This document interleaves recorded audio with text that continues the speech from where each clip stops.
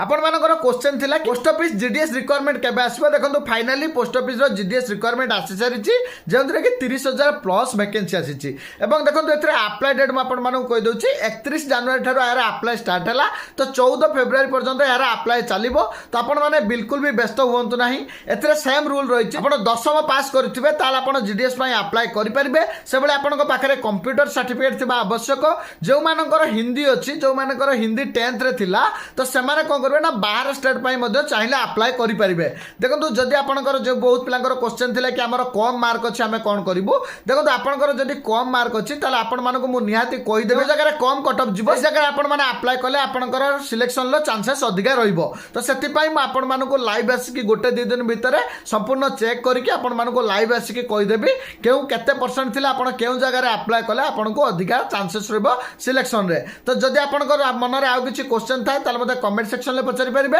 किंबा Telegram channel ले पचारि परिबे देखो टेलीग्राम चैनल ले अप्लाई लिंक सहित ऑफिशियल नोटिफिकेशन मु दे देबी टेलीग्राम चैनल लिंक आपण माने इंस्टाग्राम बायो रे पाइ जिवे वीडियो टी वो निहाती शेयर कर देबे फॉलो करे पई जमाई बुलबेनी आपण माने फॉलो कले वीडियो बनिया पई निहाती इंटरेस्टिंग हमर बडे तो सेति पई फॉलो करे पई जमाई बुलबेनी देखा अब नेक्स्ट वीडियो रे थैंक यू।